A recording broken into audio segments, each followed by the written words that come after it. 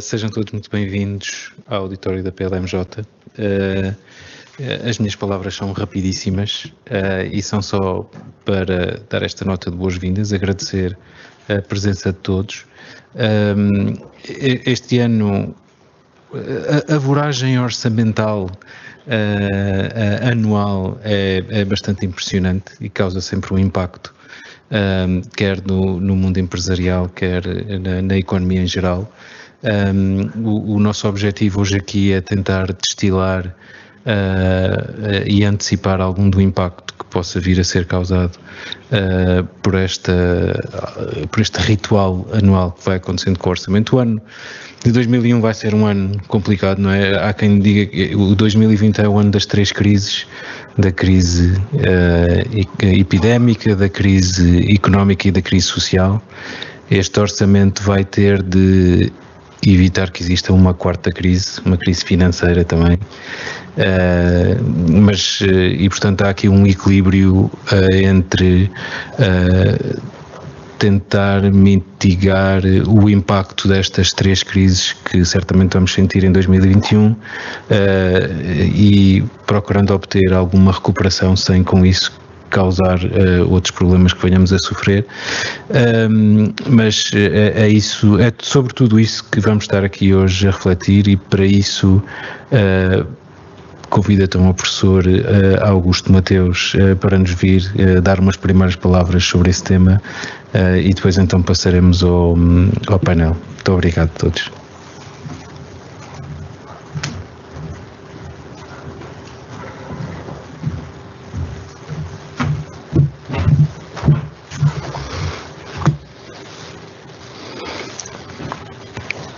As regras devem permitir tirar a máscara aqui do palco. Muito bom dia a todos. Em primeiro lugar, agradecer à PLMJ o convite. Nós não ligamos o suficiente, na minha opinião, em Portugal às instituições e precisamos de instituições públicas, sociais, privadas. E instituição é uma coisa que tem continuidade, que tem relevância, que tem pertinência e, portanto, há, felizmente em Portugal, vários projetos de vida profissional com a advocacia e a PLMJ é um deles, com relevância e pertinência na sociedade portuguesa e, portanto, é com muito gosto que aqui estou. Sobre o tema, vou procurar respeitar os 15 minutos que me deram. E basicamente amassar-vos, espero só 2 ou 3 minutos, com alguma teoria, metodologia, conceptologia, tudo velharias, tudo coisas que parece que não interessam para nada, exceto quando precisamos a sério de conhecimento científico e técnico. Normalmente, há 50 anos, há 60 anos, há 40 anos, o ensino da política orçamental e fiscal é disso que se trata, não é do orçamento. O orçamento não é nada. Ou temos política orçamental e fiscal, ou não temos. E se temos política orçamental e fiscal, temos orçamento. Mas podemos ter orçamento sem política orçamental e fiscal. Quando se ensinava a política orçamental e fiscal, chamávamos a atenção, com base em algumas pessoas que no momento certo fazem sínteses perfeitas daquilo que é o avanço coletivo, que tínhamos 3 dimensões, afetação de recursos, estabilização e repartição. Isto é, olhando para uma economia como algo em movimento, podemos ir mais equilibrados ou menos equilibrados, podemos ir mais depressa ou mais devagar, podemos ir mais juntos, mais coesos ou mais desiguais, com menos equidade. Hoje em dia estas coisas evoluíram para, em vez de um foco na mera estabilização, um foco na boa articulação entre estabilização e turbulência. Isto é, nós precisamos de mudar mais depressa. A mera estabilização não é boa conselheira para a política orçamental nas suas responsabilidades para pôr uma economia a mudar mais depressa, que é um dos grandes desafios que temos atualmente. Depois, ganhamos, felizmente, nos últimos 30, 40 anos, muito mais respeito ao planeta. Eu, aos 65 anos, fui premiado não com a reforma, mas com o ataque de coração e percebi uma coisa elementar, que revelava a minha falta de inteligência, que é para pensar precisava de coração. Nunca tinha feito essa... Achava-me invencível, achava que podia fazer tudo o que me parecia interessante e descobri que precisava de coração para pensar. Nós agora estamos a descobrir que precisamos do planeta para produzir e viver e ser felizes e, portanto, temos muito maior equilíbrio e já não podemos pensar o crescimento só por si. E, portanto, a política orçamental e fiscal tem também um papel muito importante no equilíbrio entre crescimento económico e ecologia, ou o que quiserem. E, finalmente, temos, do lado da repartição, desafios inteiramente novos, porque a repartição é a procura de uma equidade no tempo, no espaço, não é só a equidade entre gerações, ou entre pessoas, ou entre empresas, é também entre territórios, e portanto temos uma política orçamental e fiscal que está longe de ser uma coisa tradicional, está longe de ser a melhor aplicação do Excel, não é?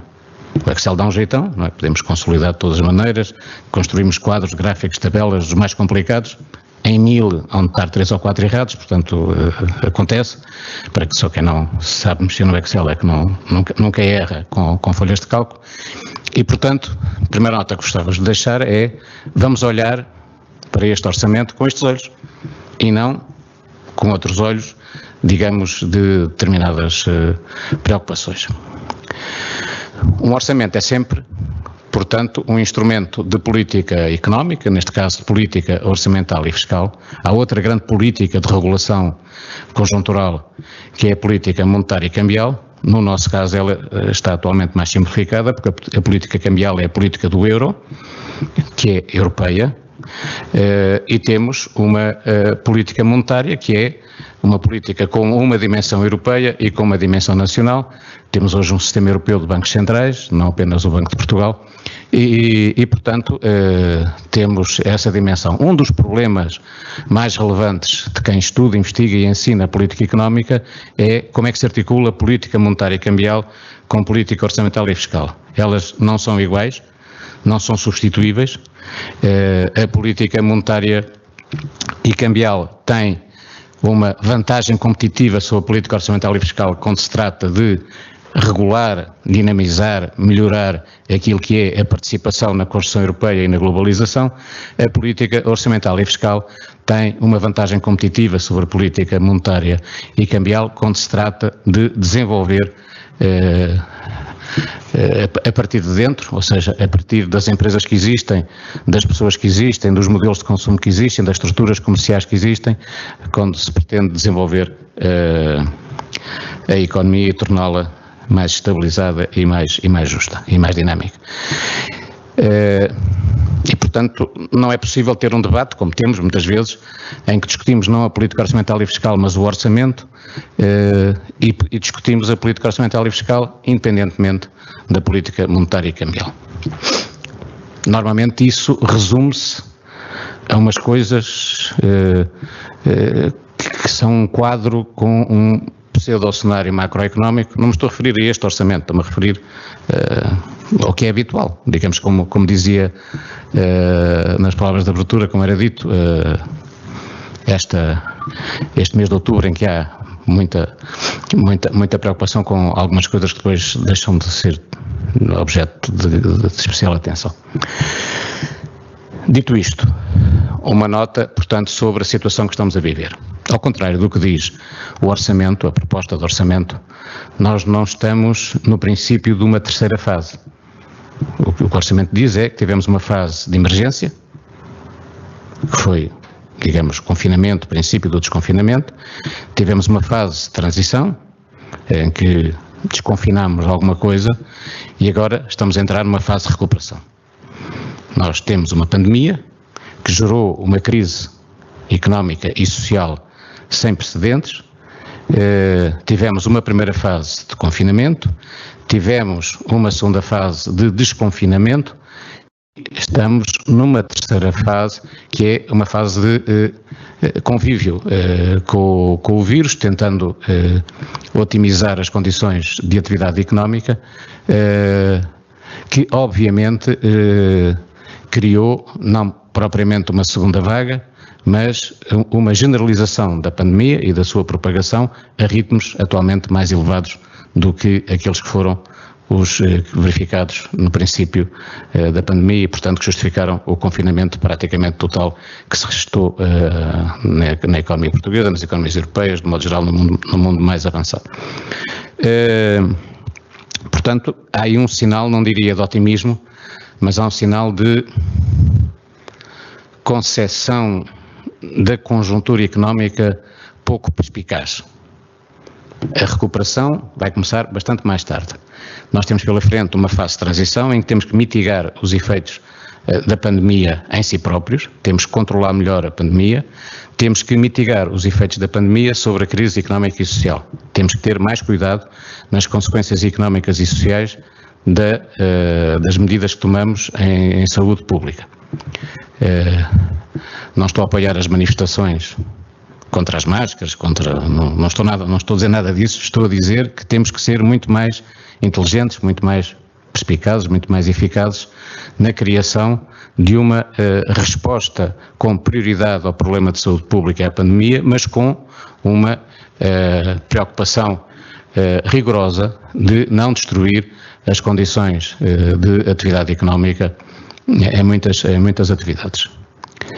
E, portanto, o orçamento para 2021 é o orçamento para a preparação da recuperação, não é o orçamento para a recuperação. Qualquer confusão a este nível é indutora de consequências particularmente graves.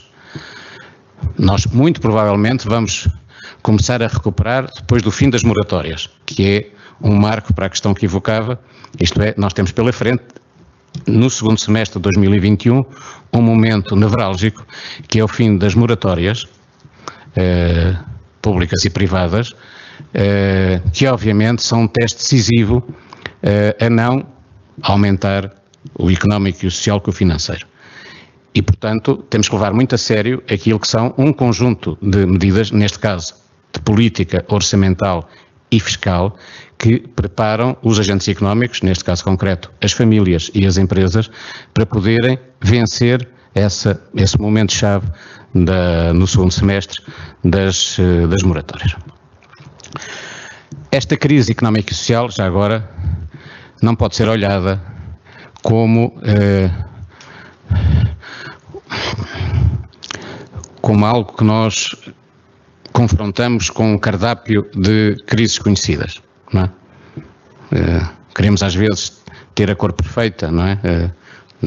Alguém do marketing definiu que a nossa empresa usa aquele azul, e aquele azul define-se com 3 números do RGB, não é? E, portanto, nós precisamos de introduzir os números para ser aquele azul e não mais ou menos o que nos parece. Portanto, não vamos olhar para a realidade e dizer, não, esta é como aquela que vivemos. Não, esta é inteiramente nova e tem aqui, também gostava de chamar a atenção para isso, tem aqui um problema que ela surge como um choque exógeno para todos nós, para as empresas, para os governos, para todos, para as pessoas, para as famílias, ela surgiu como um choque exógeno. De um dia para o outro tudo mudou. De um dia para o outro havia um vírus que já se conhecia, mas que não se tinha prestado grande atenção, e tínhamos uma doença nova, datada do ano em que surgiu, 2019, e com consequências particularmente duras para a população mais envelhecida. Esse choque espraiou-se fundamentalmente com travões a fundo, mas mesmo a fundo, daqueles travões em que é preciso parar, porque uma criança se meteu na frente de um automóvel, travões a fundo, na maior indústria mundial, viagens e turismo, com um efeito colossal no funcionamento das economias.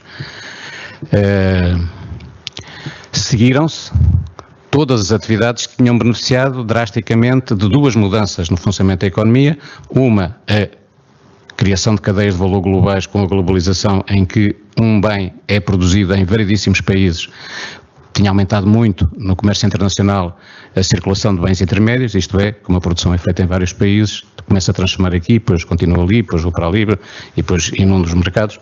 Portanto, primeira grande transformação.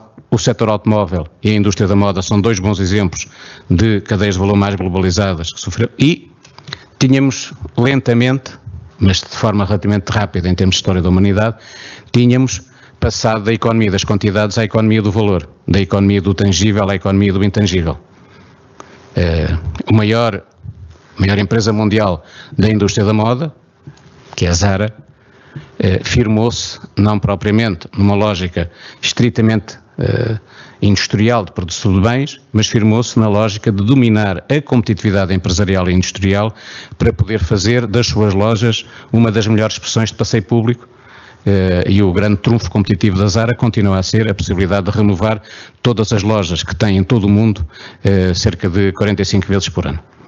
E, portanto, isso é muito mais importante do que tudo o resto e, portanto, é um bom exemplo do que é aproximação social, do que é economia social, do ponto de vista de as pessoas tocarem, mexerem, verem-se, falarem e, portanto, é, obviamente, um bom exemplo daquilo que é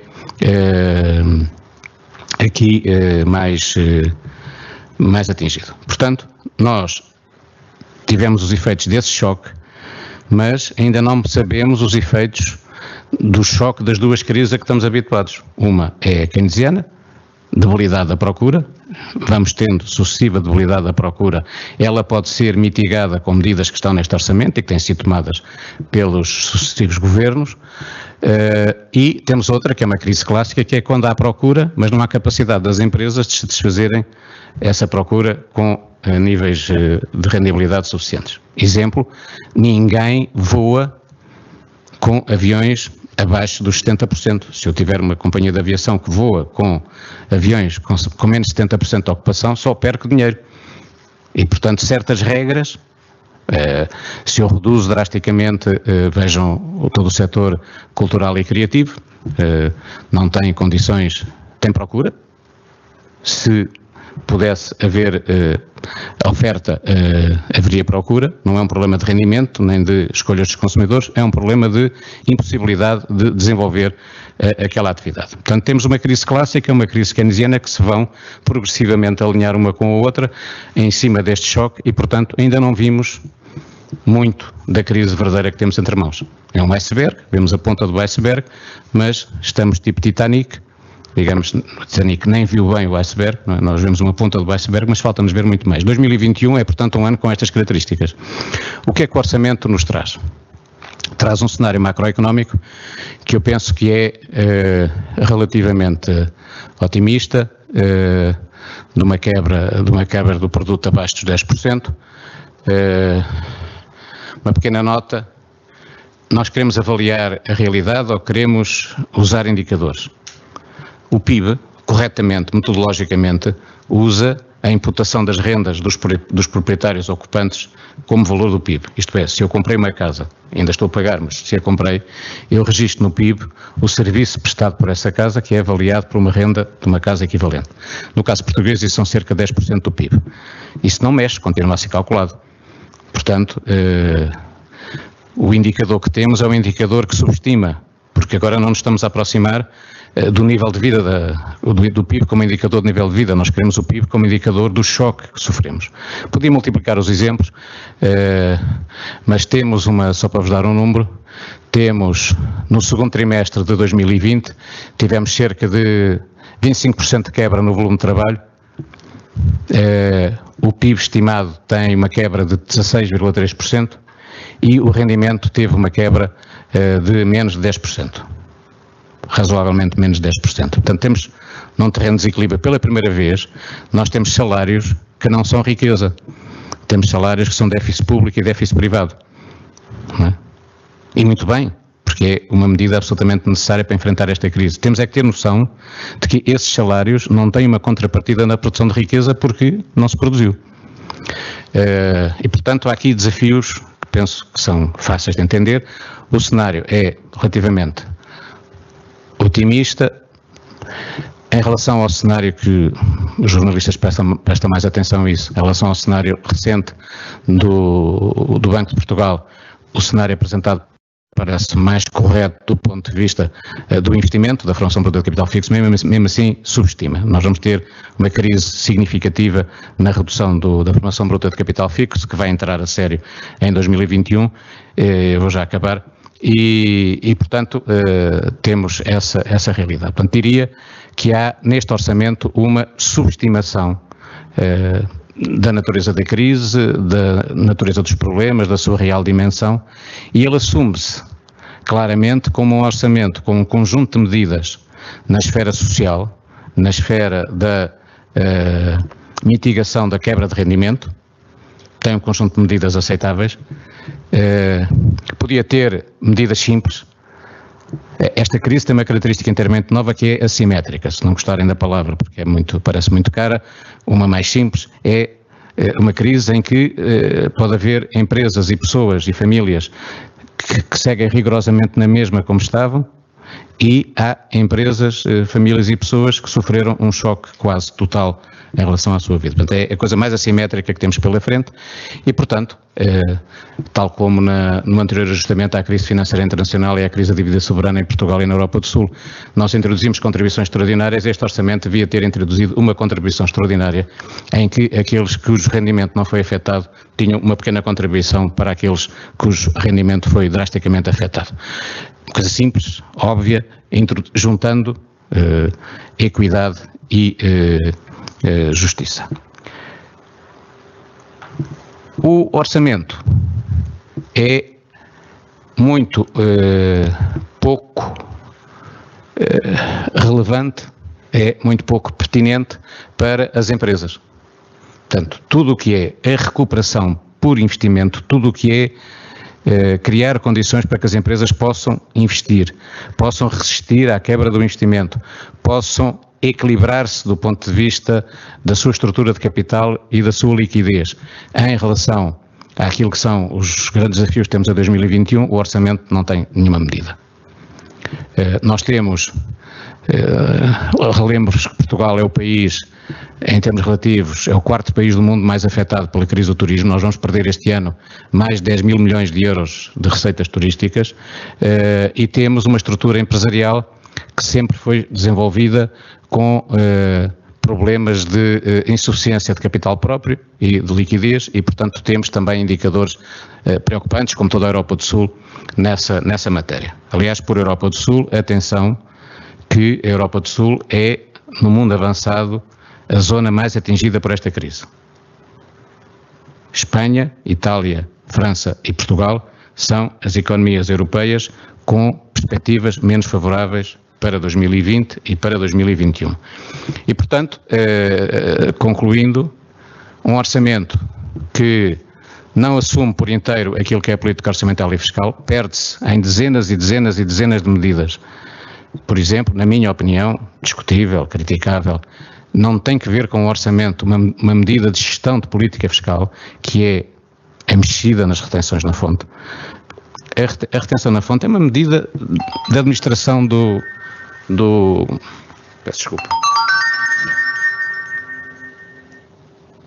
É uma medida de administração da política fiscal e orçamental, não tem dignidade para estar numa lei aprovada na Assembleia da República e, portanto, perde-se nessas coisas e perde-se num desenho complicado de muitas medidas. Era mais fácil desenhar de outra maneira, e não tem medidas efetivas de incentivo ao investimento privado, não tem medidas efetivas de reestruturação e capitalização, não tem inovação, nomeadamente do ponto de vista daquilo que seria necessário, que é articular linhas de crédito com formas de capitalização das empresas através de instrumentos híbridos, que são os únicos que permitem enfrentar esta crise. Enfim, muito mais tempo exigiria explicar em detalhe tudo, mas em termos de organizar uma reação ao orçamento, creio que é esta. Enfim, é capaz de ser uma causa perdida. Nós vivemos absolutamente pendurados no curto prazo nós temos que ter a capacidade de enfrentar os problemas do médio e longo prazo, seja na formação de competências, seja no desenvolvimento empresarial, seja na mudança da maneira de governar e, portanto, não estou a pôr a mudança à frente da gestão operacional corrente, estou meramente a chamar a atenção que esta crise, para podermos vencê-la, o nosso principal instrumento, a nossa principal força é acelerar as mudanças positivas que já sabíamos que tínhamos que fazer. E este orçamento falha rotundamente nisso. Não tem uma única proposta, não tem uma única solução para incentivar, premiar e desincentivar e penalizar aquilo que não contribui e premiar o que contribui para acelerar estas transições a sério, do ponto de vista da sustentabilidade, do ponto de vista da energia, do ponto de vista da competitividade, do ponto de vista da organização do trabalho, do ponto de vista da digitalização.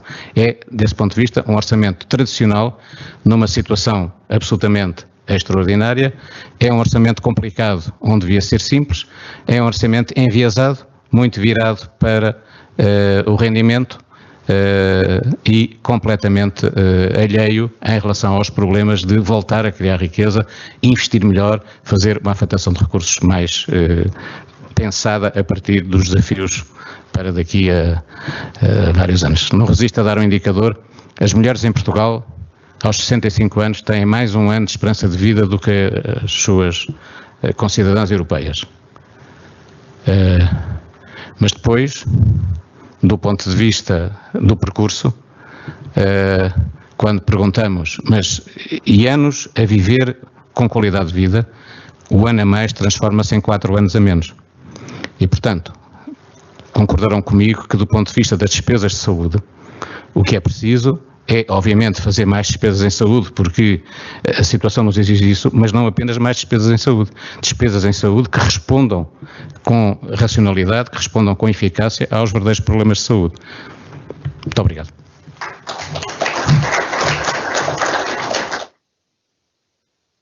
Professor Augusto Mateus, eu chamaria ao palco, então, para começarmos esta conversa, este debate sobre o plano para a retoma do Orçamento de Estado de 2021, Isaac Ramos, sócio na área fiscal da PLMJ, Pedro Ferraz da Costa, presidente do Fórum para a Competitividade e Ricardo Roja, economista. Muito obrigado a todos.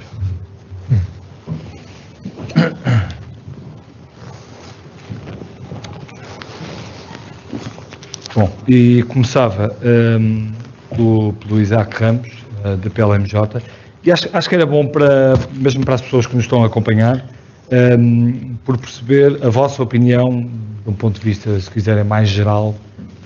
Podemos começar aqui por um sobrevoo sobre o Orçamento de Estado. Qual é que é a vossa opinião sobre esta proposta do Governo? Bem, Bernardo, do ponto de vista fiscal, se tivesse que classificar este orçamento, eu diria que ele é pouco ambicioso. E é pouco ambicioso, sobretudo considerando os tempos que vivemos e que todos conhecemos. É óbvio que se podem encontrar algumas medidas chamemos assim, do ponto de vista microeconómico interessantes, mas do ponto de vista macroeconómico eu acho que o professor Augusto Mateus referia a isso, estamos a fazer orçamentos, não estamos a fazer política fiscal. Isto é, uma vez mais o orçamento é utilizado para política de gabinete e não para política fiscal. Mas se tivesse que destacar pontos positivos e negativos, eu se calhar diria que há 2 ou 3 medidas que são óbvias e que todos concordaremos com elas, nomeadamente a eliminação do agravamento em 10% das tributações autónomas quando existem prejuízos fiscais, isso é óbvio. Aquele tema do e-voucher, tenho alguma curiosidade para perceber como funciona, mas enfim, porque ele simultaneamente... Isso depois podemos ir ao pormenor de cada medida. Certo, falaria também desse ponto de vista do e-voucher e do ponto de vista macroeconómico, a verdade é que é um orçamento que não mexe nas estruturas do imposto, nem mexe em justiça fiscal, não mexe na arquitetura básica e nesse sentido, nós que trabalhamos nestas áreas e falamos sempre na estabilidade fiscal como um instrumento importante, é verdade, já houve muitas alterações recentemente, atenção, ao longo do último ano, no orçamento suplementar e nas medidas extraordinárias, portanto, isso deve ser tido em conta neste contexto, mas, portanto, neste orçamento não há mexidas de fundo e isso é sempre positivo. Do ponto de vista negativo, é precisamente a falta de apoio às empresas. Portanto, não se vê aqui nenhuma medida estrutural de fundo que permita concluir que a política fiscal é utilizada como ajuda às PMEs. E cada vez mais faz-se aquela dicotomia entre grandes empresas e pequenas empresas. Tem sido um caminho que já é recente, não é novo, como se o trabalho gerado pelas grandes empresas tivesse menos dignidade gerado pelas pequenas empresas. Emprego é emprego, seja ele gerado por quem for. Portanto, quando vemos algumas medidas que são dirigidas apenas a PMEs, não se percebe porque é que não são largadas às grandes empresas, e o impacto nas PMEs é bastante reduzido. Portanto, se formos ver a nível de despesa fiscal, tentar quantificar, que é um trabalho que não se faz também em orçamento e devia fazer-se, ele é muito reduzido. E faltam aqui medidas de fundo, de estruturais. Olhar para a tributação das pequenas e médias empresas e dizer, vamos eliminar burocracias, vamos simplificar, vamos acabar com taxas, taxinhas e contribuições, vamos simplificar acima de tudo. E depois teremos a oportunidade de debater. No pormenor, em relação às pequenas e médias empresas, o que é que poderia estar neste orçamento, tendo em conta a pandemia, o contexto que vivem? Eu acho que falta, sobretudo, enfim, é reconhecido que o principal problema das pequenas e médias empresas em Portugal são muito alavancadas em dívida. E do ponto de vista económico e do ponto de vista fiscal há instrumentos que permitem fomentar o financiamento através de capital próprio. E há duas formas de o fazer, é com a cenoura ou é com o pau, como nós dizemos. Há as regras de subcapitalização, isto é, que penalizam as empresas não permitindo deduzir todos os custos incorridos com financiamentos externos, e há medidas de apoio, como por exemplo o juro do capital próprio, que é simular o seguinte, dizer, se o empresário investir capital próprio na empresa, eu vou simular que há um juro implícito nesse investimento e vou permitir que ele use esse juro como custo fiscal. Portanto, são as duas medidas que se podem utilizar do ponto de vista fiscal para financiar, para solucionar esse problema. Não o encontramos, portanto, neste aspecto não há uma única mexida nestas situações, portanto, este seria o momento certo para o fazer. E encontra alguma razão para não o encontrar? Provavelmente porque, do ponto de vista do impacto fiscal, ele é bastante significativo. Portanto, estamos aqui com preocupações de receita fiscal imediatistas, que são normais nesta altura. Que são normais, mas eu acho que este tipo de reformas profundas devem-se fazer precisamente a menos de crise. É agora que é necessário ter uma visão holística e fazer estas reformas profundas, é agora. Porque, enfim, vivemos momentos complicados e temos que nos preparar para o que aí vem. E, portanto, é agora, ou nunca. Ou então, no próximo ano, as coisas vão melhorar e voltamos à mesma lógica de medida micro que não tem qualquer impacto a nível de política fiscal. Ricardo Rocha, o seu olhar sobre este orçamento que tem uma forte componente no investimento público, depois de um corte de 33% no primeiro governo de António Costa, quando comparado com o governo PSD-CDS, agora o crescimento do investimento acumulado de 2020-2021 é de 50% face a 2019. Isto é o caminho certo? Em primeiro lugar, depende se o investimento é executado ou não. Bem, em primeiro lugar, muito obrigado à PLMJ pelo convite. Eu, para arrancar esta conferência, eu diria o seguinte: de um modo geral, eu tenho 3 problemas com este Orçamento de Estado. Em primeiro lugar, acho que o Orçamento de Estado não responde de forma eficaz aos desafios de fundo da economia portuguesa, que são o endividamento que a economia portuguesa evidencia, a grande vulnerabilidade macroeconómica, as questões da produtividade, que têm muito a ver com o desequilíbrio de qualificações que hoje em dia encontramos na economia portuguesa e os desafios que se encontram na concorrência entre países, quer não só no espaço europeu, mas também entre outros continentes, e depois a questão demográfica, que é frequentemente mencionada no debate político, mas que depois na prática acaba por ser pouco concretizada do ponto de vista de prioridade das políticas. Em segundo lugar, tenho um grande problema com este orçamento na medida em que ele reflete uma perspectiva de política económica ou política governamental muito intervencionista, excessivamente intervencionista para o meu gosto. Naturalmente, associado a esta perspectiva está naturalmente um pendor mais ou menos ideológico que eu possa ter acerca do papel que a intervenção estatal tem na condução de política económica. Mas certamente será menos polémica a minha afirmação que segue, que é, além de ser intervencionista, o Orçamento de Estado é intervencionista na pior espécie, ou seja, é intervencionista numa perspectiva de curto prazo. O Governo está essencialmente preocupado com a escalada do desemprego e das falências, que em si é um fenómeno que nos deve preocupar, isso é indiscutível, mas o Governo faz pouco, através deste Orçamento de Estado, ou revela pouco, o que se fizesse era mais uma vez intervencionista, revela pouco neste Orçamento de Estado acerca dos desafios que se seguem do depois do amanhã, por oposição apenas ao hoje e ao amanhã. E o terceiro ponto que eu também gostava de mencionar, o terceiro problema deste Orçamento de Estado, é que ele revela um Orçamento de Estado em Portugal que é cada vez mais um orçamento de despesa corrente.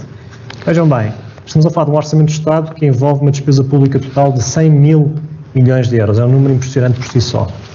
Se considerarmos a população ativa em Portugal, são 5 milhões de pessoas, estamos a falar de 20 mil euros por cabeça, por cada trabalhador ou por cada cidadão em idade ativa, fora as montante de despesa, acaba por ser quase inteiramente esgotado através da despesa corrente. Falaremos disso mais de seguida, mas o que se observa neste Orçamento de Estado, exemplo dos anteriores, é que de facto a despesa corrente primária, aquela despesa de funcionamento, tirando a componente de juros, tem vindo sempre a crescer e a ritmos cada vez maiores face ao crescimento da despesa total. E isso em si é um problema, porque retira espaço para fazer despesa de investimento.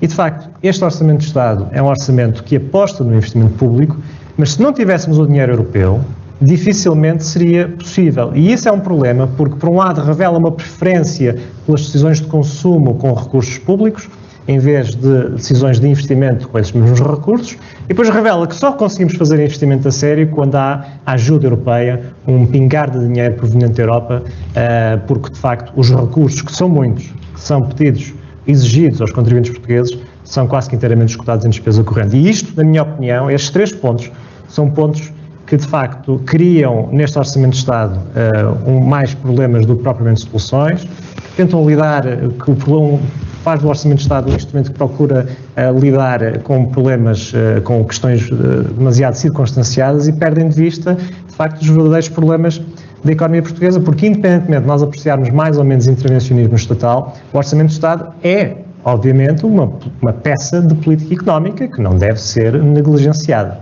E acha que esse intervencionismo estatal está muito interligado ao facto de haver aqui um xadrez político que tem de degradar às esquerdas, e porque este é de facto um instrumento cada vez mais político e menos de política orçamental?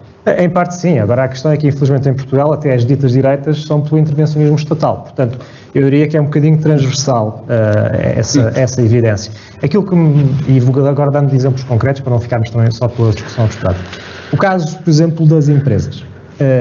Há, de facto, no caso das empresas, por parte do Estado, por um lado, alguma subsidiação, alguns dirão, nesta fase talvez se justificasse.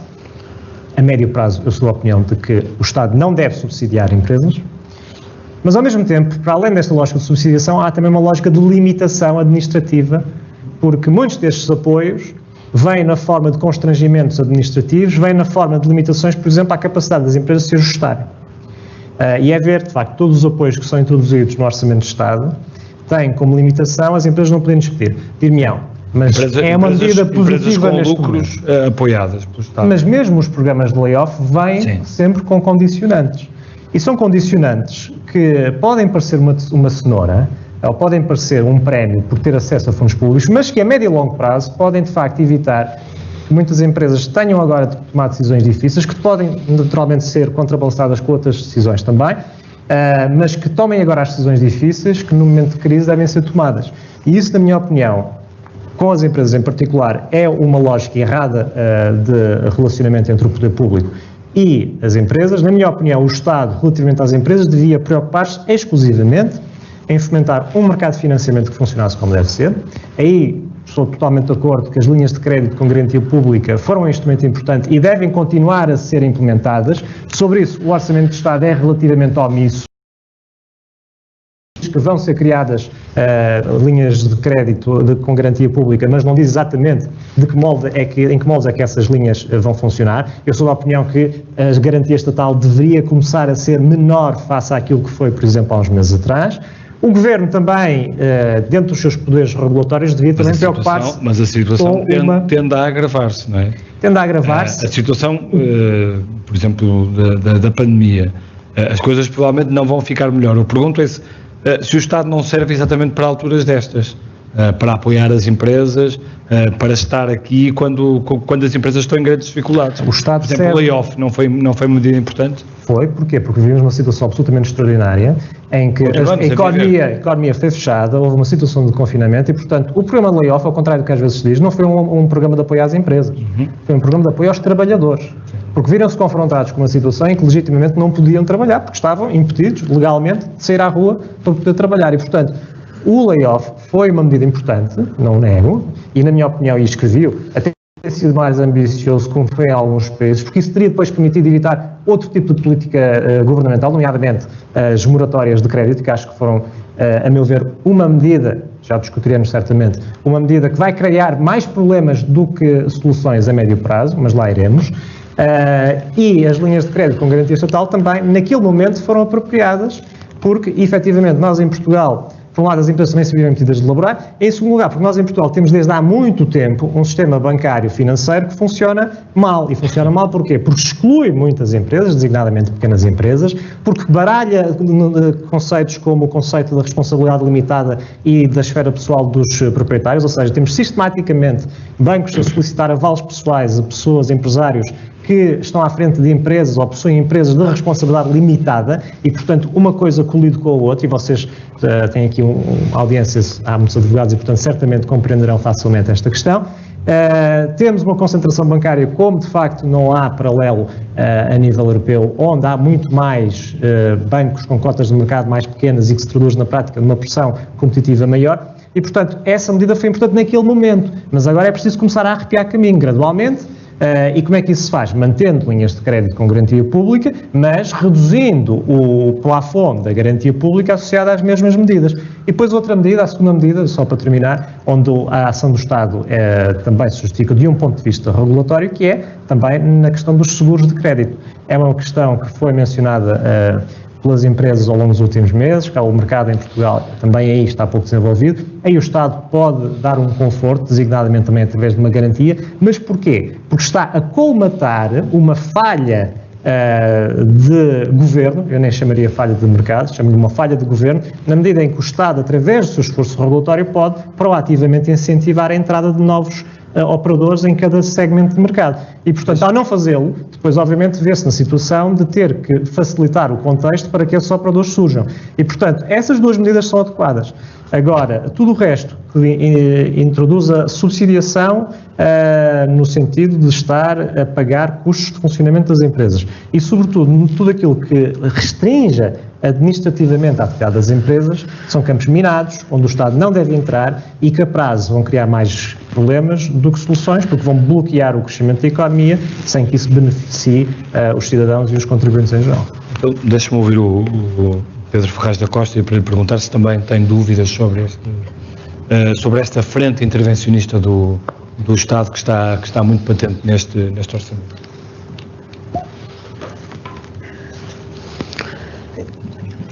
É muito difícil, com certeza, fazer um orçamento nesta situação económica. As exportações caíram 40% em abril. Olhar para um mapa de receitas fiscais, para o secretário de Estado dos Assuntos Fiscais, deve ser um suplício. Ele não faz ideia se no fim vai encontrar o que está a prever, ou metade do que estava a prever, ou um terço, ou coisa nenhuma. Portanto, nós estamos numa situação de emergência, com 3 ou 4 características que não são orçamentais, mas que condicionam muito a situação. No fundo, o que aconteceu foi que nos últimos 3 ou 4 anos se decidiu tomar um conjunto de opções,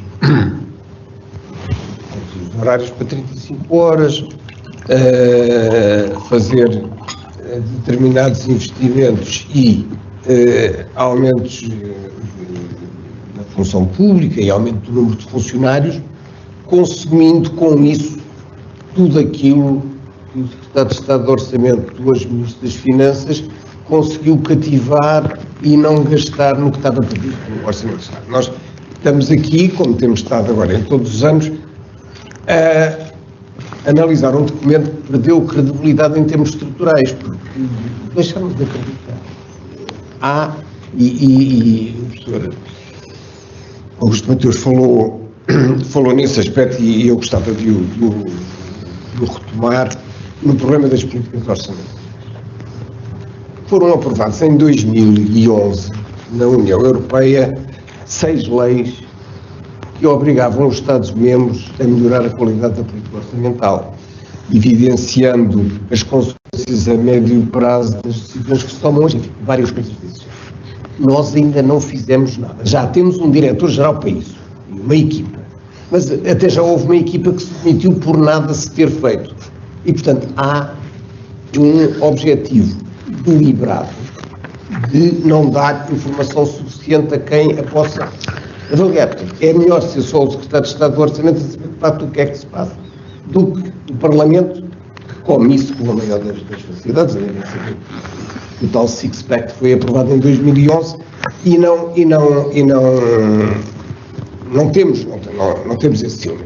Numa coisa que devia ser vista em termos plurianuais.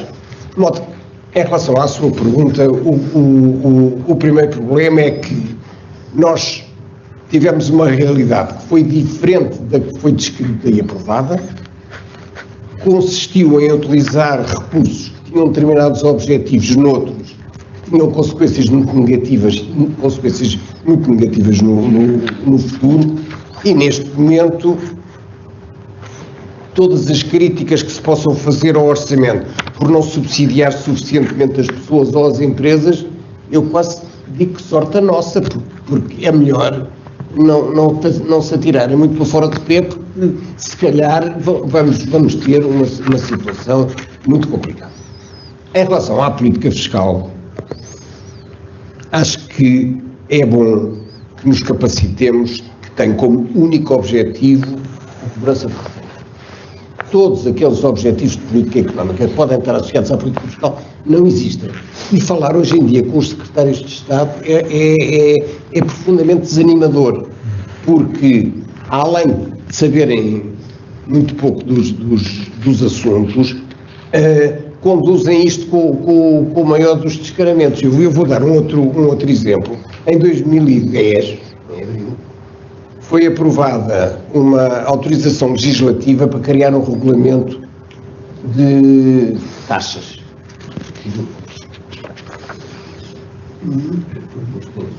E nós, neste momento, temos 4.300 taxas, em que só o Ministério, a Agência do Ambiente, cobra 600 diferentes.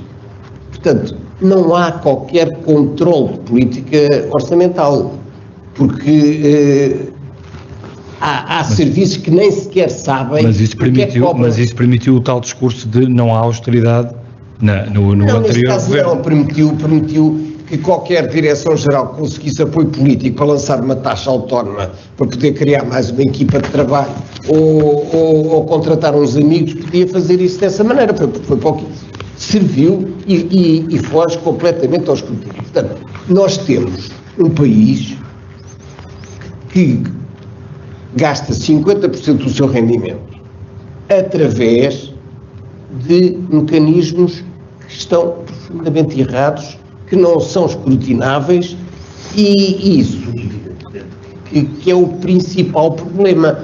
Quanto é que há de desperdício? São 10%, são 20%, já se viu o que é que isso poderia significar em termos de redução de impostos ou de facto haver recursos para outras coisas que são importantes. Portanto, primeira afirmação, o orçamento em Portugal tem uma importância fortemente diminuída por estes aspectos de qualidade da política orçamental, que foi referido bem para início de conversa e que é de facto um problema fundamental. O segundo aspecto que vale a pena referir é que não há qualquer incentivo para ajudar ou facilitar a reorientação do sistema económico que nós inevitavelmente vamos ter que fazer. Não vamos sair bem da crise se ficarmos com a estrutura que tínhamos antes. E isso é muito difícil de fazer porque as empresas individualmente também têm um papel muito negativo nisso, porque todos o que querem é que lhes deem algum dinheiro para manter os postos de trabalho e a atividade que já tinham. E as confederações patronais e as associações, todos eles o que querem é um layoff por mais tempo e moratórias que nunca mais acabam. E depois vive tudo relativamente bem nisso. Quando chegar o dia da verdade, não é? Porque eu acho que não vai chegar, nós vamos estar numa situação muitíssimo complicada. Temos aqui uma outra dificuldade que também é... Só para terminar, para passar os Mateus e depois... Uma outra dificuldade é que nós vamos ter a maior parte do investimento público fora do Orçamento do Estado este ano, porque vai ser o programa apresentado em Bruxelas. Eu não sei quem é que pretende escrutinar aquilo. Isso é um outro... Todos nós. Todos nós? Todos nós. É um bocado difícil organizar isso. E portanto nós não sabemos o que é. E temos aqui um problema que é grande, que é a qualidade do planeamento do Estado em Portugal e das infraestruturas quase que desapareceu. Não há um ministério que tenha um gabinete de estudos e de planeamento com esse nome.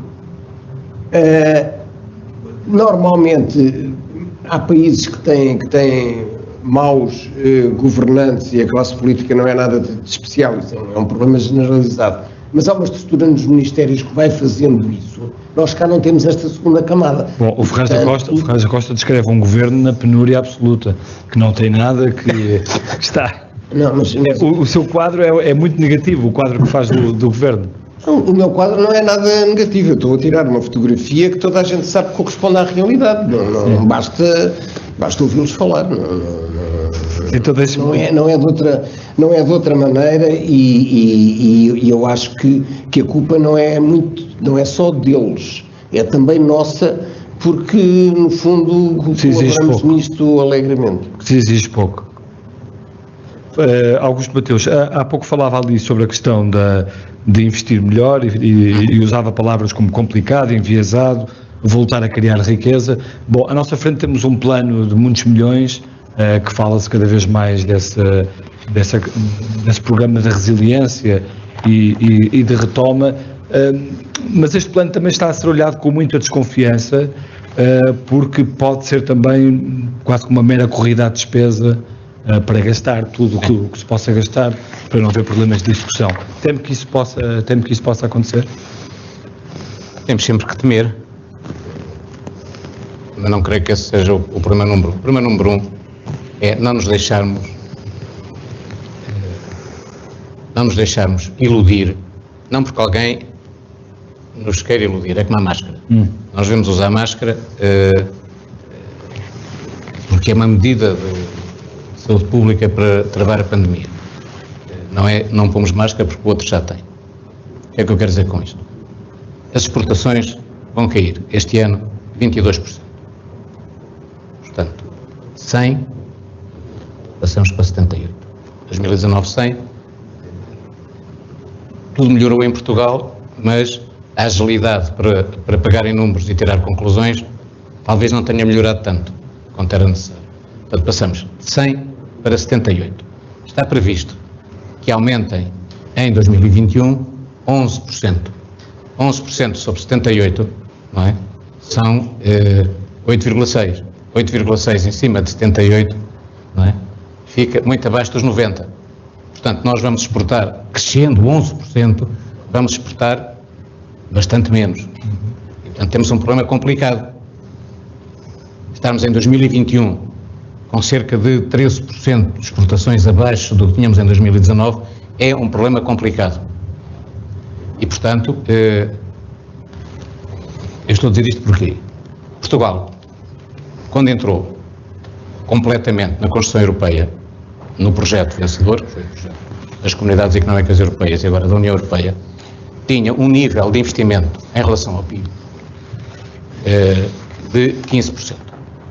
Com os fundos estruturais, com o acesso aos fundos estruturais, tivemos a sorte de apanharmos em cheio a reforma da LOR e, portanto, termos o FEDER para construir um grande mercado europeu e dar condições de infraestruturas relativamente mais iguais a todos os países europeus e em cheio também o Fundo Social Europeu, portanto a ideia de que o desemprego era uma questão qualitativa e não uma questão meramente quantitativa, exigia competências e formação.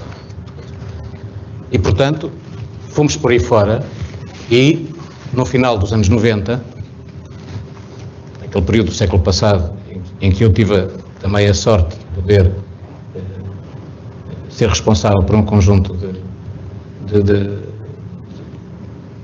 desafios e de respostas a um conjunto de problemas, nós chegamos a 28% de investimento. Chegamos a 2019 com 16%.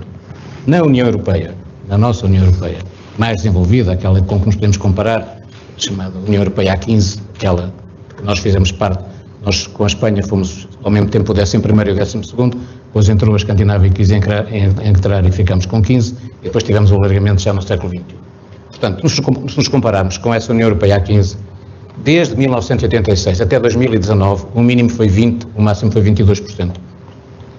Nós já fomos, até 2015, estávamos nos 10 primeiros dos investidores em investimento público per capita na União Europeia, chegámos a 27º, ainda com o Reino Unido, só com a Bulgária atrás, 26º com a Bulgária atrás, sem o Reino Unido. E, portanto, nós partimos de um nível de investimento muitíssimo baixo. Muitíssimo baixo. Portanto, um aumento de 50% em cima de 10 é passar de 10 para 15. Nós estamos com um déficit de nível de investimento na casa dos 8 a 9%. Em relação ao nosso nível de desenvolvimento, quem é menos desenvolvido tem que investir mais. Tem que consumir menos e investir mais.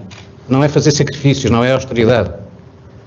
Nós temos, para me entenderem, nós temos 52% da média da produtividade desta União Europeia mais desenvolvida. Temos um poder de compra, em paridades de poder de compra, isto é, no mercado interno, podemos comprar de 71%. E temos um nível de consumo de 84%. Portanto, nós fazemos sistematicamente decisões centradas no curto prazo, decisões centradas no consumo. Não investimos o suficiente. E, portanto, é muito difícil. O nosso principal problema é um caminho, uma trajetória. Em ciência económica, nós temos contribuições notáveis sobre uma coisa que em português tem um nome mais feio, em inglês, path dependency, é uma coisa bonita, em português, dependência do caminho, é uma coisa feia. Mas esta dependência do caminho significa que a nossa capacidade de optar, a eficácia dos nossos caminhos tem uma dependência do caminho que estamos a trilhar. E, portanto, nós temos um caminho com dificuldades grandes nisso. Agora, eu gostava de dizer que nós não temos nenhum plano. Espero bem que possamos chegar a um plano. Nós, por enquanto, temos um inventário. Temos um inventário de ideias a que se somou um inventário de vontade de gastar dinheiro. Ou seja, o que foi feito... E que nos é vendido como uma espécie de salvação que vem. Sim, o que foi feito foi pedir a uma pessoa que desse um conjunto de ideias, uma pessoa estimável, competente, que fez sozinho, estas coisas fazem-se em equipa, mas sozinho fez uma sistematização do que anda a ser pensado pelo mundo e do que anda a ser pensado em Portugal. É um belíssimo contributo, mas é um contributo. E depois juntou-se aquilo que os vários ministérios tinham vontade de fazer. E, portanto, temos um inventário de ideias e um inventário de vontade de gastar dinheiro. Portanto, foi tudo mal feito. Não. Começou a ser feito. Portanto, o problema que temos é um problema que as pessoas têm que perceber e levar a sério. Mas começou a ser mal feito. Sim. Porque em Portugal, e não é, claro, não é o Partido Socialista o principal responsável. Nós em Portugal valorizamos muito, na esfera da governação, dos partidos políticos, aos que têm relevância política sem serem membros de partidos políticos, todos aqueles que têm responsabilidade na esfera política gostam de uma função de intermediação entre as políticas europeias e a governação nacional. Quem tem mais poder é quem tem posições privilegiadas nessa intermediação. O Ministério das Finanças tem um papel muito importante porque é, dentro do Governo, o principal intermediário nesse processo. Há, do ponto de vista da organização dos orçamentos, isto é mais técnico, mas há uma complicação de transferências internas no orçamento de verbas que são apropriadas centralmente pelo Ministério das Finanças e depois circulam pelos vários ministérios e torna o sistema muito mais complicado e menos responsável ao nível dos diferentes responsáveis setoriais. Portanto, o ponto que me parece aqui importante é, nós temos que pensar que não estamos a recuperar, temos que pensar que estamos a aprender a viver com uma pandemia, com formas de transmissão e respostas de saúde pública, formas de transmissão muito preocupantes e armas para responder muito limitadas. Portanto, temos pela frente uma coisa que não é agradável, mas temos pela frente anos, não são dias, não são semanas, não são meses, anos de convivência com uma pandemia absolutamente de efeitos globais e colossais. E, portanto, este orçamento tem que ser um orçamento que nos permite corresponder a isso. Por exemplo, referi-me há pouco, o que está na saúde, o que está no apoio social. Nós não podemos ter aqui, não é uma questão, eu percebo o que é que o Ricardo estava a dizer, mas eu acho que temos que encontrar áreas em que não há ideologia. Eu vou dar um exemplo. As pessoas mais jovens que foram atrás das oportunidades trazidas pela mudança civilizacional. Nós hoje temos muito mais abundância do que tínhamos há 20 ou 25 anos e temos muito mais desperdício. A sociedade não se caracteriza por ser tudo pobre, ser tudo difícil, ser tudo aquém do que devia ser. A sociedade caracteriza-se por uma opulência de abundância e de desperdício e de um enorme desequilíbrio nisso. E, portanto, as pessoas que foram atrás, como há bocado falei, da criatividade, da cultura, da alteração radical do modelo de consumo. Nós vivemos em sociedades de serviços.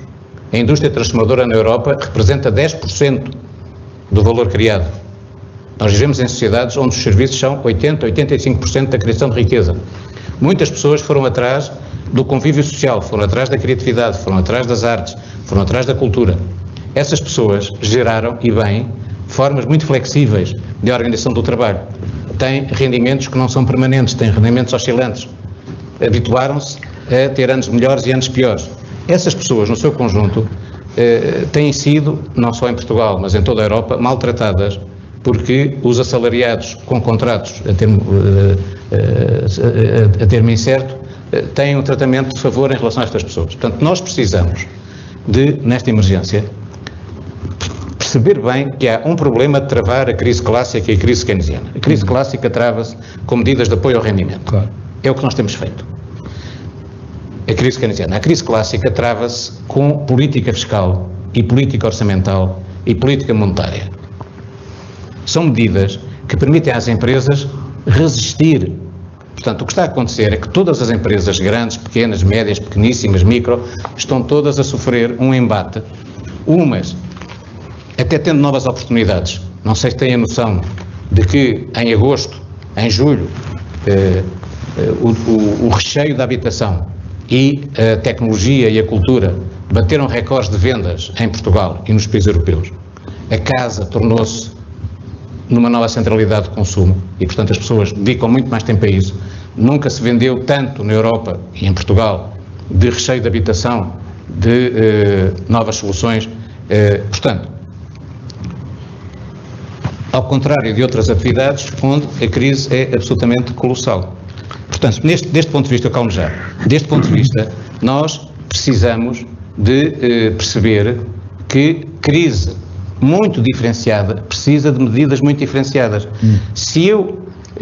ou de flexibilidade geral. Exatamente. Portanto, eu preciso... Vai ser mais fácil. Sim, não, as medidas têm que ser tomadas em termos de aplicar... Porque é que o modelo do IVA, não é? Que dá aquele erro em inglês do e-voucher com A, em vez de ser com O, mas brinquemos com estas coisas, porque também vale a pena. Porque qual é o problema? É a burocracia inerente. Eu tenho uma coisa que Portugal se deve orgulhar, funciona muito bem. Nós temos coisas muito boas em Portugal e convém não esquecer. Eu tenho a fatura eletrónica, funciona impecavelmente. Porquê? Estamos em 2020. Isto tudo foram decisões da Federação de Recursos complicadíssimas em 1996 e 1997. Foi nessa altura que se conquistou a eficácia digital da administração fiscal. Eu subscrevo o que o Ricardo disse, ou seja, e também as 4.000 taxas, quer dizer, essa eficácia, digamos, digital, também ajuda sem controle político. A geneira na política orçamental e fiscal. Deixa-me passar para o Isaac para ouvir falar sobre essa questão de ultrapassar a crise clássica também por políticas fiscais. O que vê neste orçamento, o e-voucher, a questão dos descontos, são medidas corretas? Conceptualmente elas são corretas, Bernardo. A questão é, vamos ver como é que elas funcionam. Essa medida é inatacável por dois motivos. Porque, por um lado, combate a fraude e a evasão fiscal. A medida, o e-voucher, essa que refere em particular.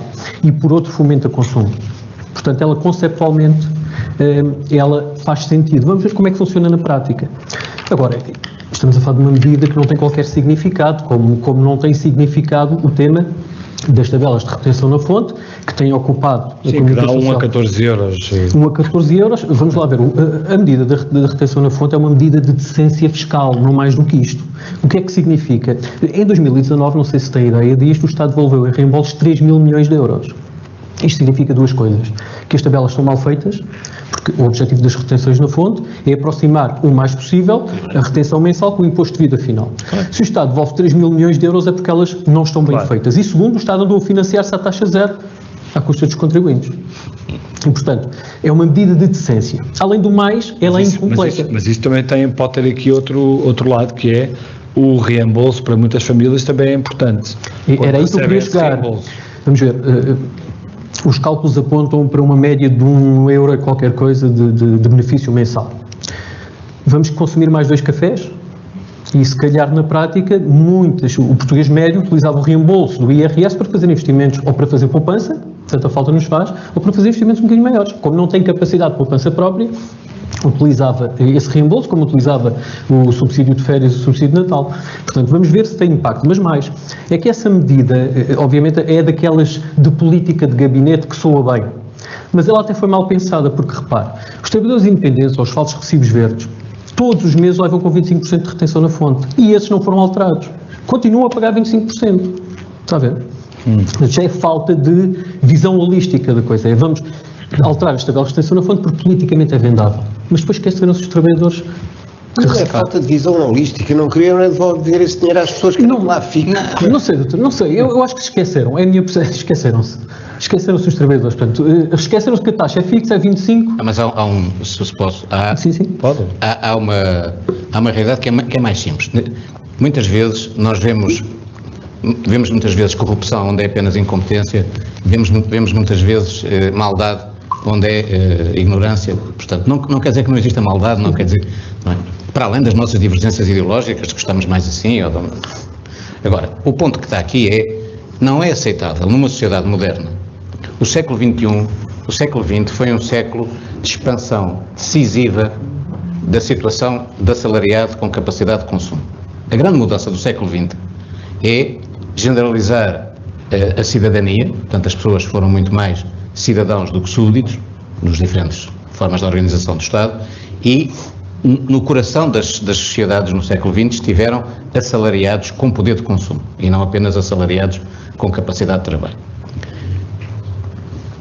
A viragem do século XX para o século XXI trouxe uma coisa muito interessante, com muitos problemas, muito desequilibrada, mas muito interessante, que é o mundo do trabalho não ser apenas um mundo de assalariados, ser um mundo de profissionais, ser um mundo de trabalhadores independentes, ser um mundo de formas variadíssimas de trabalho a tempo parcial, trabalho ocasional, E, portanto, nós não podemos ter, numa sociedade com liberdade de escolha, em que o funcionamento da democracia permite escolher diferentes caminhos, não podemos ter um preconceito contra o trabalho não assalariado.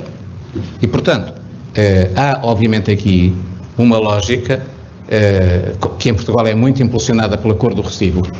Não é? Portanto, um profissional liberal passa recibos verdes, mas não é tratado como trabalhador, é tratado num mundo que é o mundo dos pseudo-recibos verdes. E é estigmatizado. É estigmatizado como uma coisa que parece popularíssima e que não faz qualquer sentido.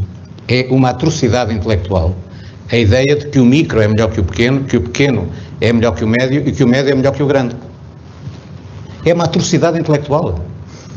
É mais do que estúpido. Eu gostava de É atroz do ponto de vista intelectual. falar nesse seu ponto para dizer que se nós conseguíssemos, e para conseguir tínhamos que querer conseguir, ter uma estrutura empresarial com empresas nas diferentes dimensões, na mesma proporção da média europeia, isso significava um produto de 12%, o PIB era mais de 12%, os salários médios eram mais elevados em 150 euros por mês, porque nós, nas empresas portuguesas de maior dimensão, temos 80% da produtividade que essas mesmas têm na União Europeia. E nas micros temos 40%, elas representam quase 50% do emprego. Portanto, nós temos, por querer manter, por não contribuir para o crescimento da dimensão média, estamos a condenar as pessoas a trabalhar em empresas sem qualquer hipótese de se modernizar, sem poderem ter outras tecnologias e sem terem outros salários. Deixa-me só voltar ao Isaac e sobre a questão da política fiscal que não terminou e sobre a importância, se calhar, de haver sinais de alguma transformação, de alguma mudança na política fiscal. Não, até por causa dos muitos erros que acontecem. Eu acho que o principal problema da política fiscal é que ninguém a pensa de uma forma macro. Continuamos a ter medidas pontuais que depois todas juntas são uma confusão, geram litígios com a administração tributária, problemas de coerência da própria legislação fiscal. Eu acho que o primeiro exercício, e eu filo recentemente, é vamos ver como é que os outros olham para nós, para a nossa política, para a nossa fiscalidade. E encontrei 3 ou 4 rankings de entidades internacionais, a primeira a Tax Foundations, que em 36 países da OCDE, do ponto de vista da competitividade, e analisa mais de 40 variáveis distintas, nos coloca 33º. 33º. Isto devia fazer pensar os políticos, sobretudo, porque todos os países do alargamento, aqueles com quem competimos na atração de investimentos, estão todos muito acima. World Economic Forum, relatório global da competitividade 2019. 141 países, atingimos o 34º lugar, mas se formos para o tema dos impostos, na tributação do trabalho já estamos em 115. Portanto, somos os países destes 141 dos que mais tributa trabalho. E depois formos para, eles têm um item específico para efeitos distorsivos dos impostos, já estamos em 71. Ease of Doing Business, Banco Mundial, portanto, estamos só a falar de instituições relevantes, analisa 190 países.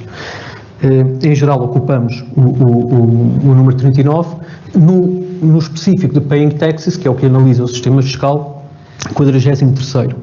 Se formos para o tema da burocracia, que isto aqui é impressionante, uma das análises que este índice faz é quanto tempo é que as empresas gastam anualmente com o tema dos impostos, a entregar declarações, a responder ao fisco, tudo e mais alguma coisa. Em Portugal, 243 horas. O número 1 é a Estónia com 50 horas, França com 139, Espanha com 143 e nós estamos ao nível de Zimbábue com 242, Índia com 252, Angola com 283. E isto tem que fazer pensar, porque isto é a forma como os outros nos veem. E qualquer investidor, antes de decidir vir para Portugal, olha para isto e vai perceber, ou faz perguntas, e nós no dia a dia trabalhamos com investidores, eles perguntam o que é que se passa, como é que isto funciona, como é que aquilo funciona. Portanto, qualquer decisor político, olhando com seriedade para isto, concluirá pela necessidade de fazer qualquer coisa a este nível. Percebe? E eu acho que é isso que falta, é olhar de uma forma holística e esquecermos a política do acordo parlamentar. Vamos acabar com a Zona Franca, vamos acrescentar uma medida que teoricamente vai beneficiar uma PME, mas depois vai subir. A PME não tem coleta, portanto qualquer benefício à coleta é irrelevante. Portanto, é esta diferença, é isto que eu acho que falta na nossa política fiscal. Ricardo Roja, sobre esta questão da política fiscal.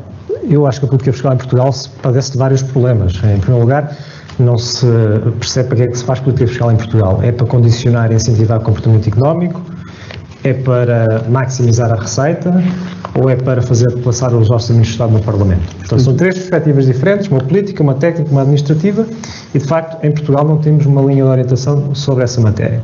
Depois há também uma questão de abuso de poder. Nós conhecemos de facto situações em que o poder da autoridade tributária e da segurança social face aos contribuintes é muito maior. A própria forma como os processos e os códigos estão feitos frequentemente servem para intimidar o contribuinte, portanto todo o processo administrativo está também ultrapassado e assente numa abordagem de poder em que o Estado esmaga o contribuinte. Ainda recentemente, há dias, o público noticiava que aparentemente a autoridade tributária andou a calcular e a cobrar a ISV com base numa norma que já tinha sido revogada, que é uma coisa extraordinária. Como é que isto acontece em pleno século XXI na União Europeia? Portugal é sistematicamente alvo de condenações nos tribunais internacionais sobre estas questões, perde os processos em sede de arbitragem, portanto há de facto uma série de problemas. E depois também há situações em que não se faz uso da tecnologia. O Isaac mencionou o caso da Estónia. O caso da Estónia é um caso verdadeiramente extraordinário. Como é que um país que há 30 anos atrás era paupérrimo, que nem sequer existia, hoje em dia está na vanguarda tudo o que diz respeito à administração pública. Mas é um país... É por causa disso mesmo. É um país... Não existia há uns tempos atrás, mas pode fazer... Pode começar, de certa forma, começar de novo, não é? Sim, entramos aqui na questão... Não tem esta bagagem tão... Entramos aqui na questão do professor Augusto Mateus. Ao sistema socialista. O quê? E com horror ao sistema socialista, não era só uma folha branca. Exatamente. Mas de facto... Mas é mais fácil para quem tem uma folha branca do que países como o nosso, por exemplo. Nós não tínhamos, nós criámos. Sim. Também fizemos uma revolução, podíamos ter mudado muita coisa. Mas aqui entra de facto o nosso path dependency, para citar o professor Augusto Mateus. Agora, e depois há a questão, como eu dizia, há má fé às vezes e há falta de vontade política, porque muitas destas questões de natureza administrativa são hoje em dia resolúveis através da tecnologia. Uma questão que tem sido sistematicamente pedida ao longo dos anos pelas empresas e pelos contribuintes diz respeito ao estabelecimento de contas correntes que possam de alguma forma equilibrar os débitos que as pessoas têm perante as autoridades fiscais ou parafiscais e as dívidas que têm perante as mesmas. E, portanto, a tecnologia hoje em dia permitiria claramente fazer uma espécie de uma conta corrente em que as liquidações se fizessem, ou os créditos se fizessem pela diferença. Porquê é que isto não se faz? Porque não há, obviamente, vontade política em fazê-lo, porque, obviamente, isto iria provavelmente inserir questões administrativas que não são da vontade de quem decide estas coisas e, portanto, isso por si só levantava um problema. A questão da medida que tantas manchetes têm feito nos últimos dias sobre a retenção na fonte. De facto, o professor Augusto Mateus mencionava no início, não tem dignidade para aparecer no Orçamento do Estado, mas não devia aparecer porque é uma medida de puro ilusionismo fiscal, que não tem impacto de médio e longo prazo, porque aquilo que agora dá é aquilo que em primeiro lugar já deveria dar, porque de facto, como o Isaac disse muito bem, isto mostra também o Estado no seu papel extorsionista, porque o dinheiro devia estar do lado dos contribuintes e não do lado do Estado naquele período de tempo, e portanto também aí hoje em dia há tecnologia que permite, para já talvez não permita, mas dentro de poucos anos vai permitir uma fiscalidade em tempo real na esfera de cada um de nós enquanto contribuintes individuais.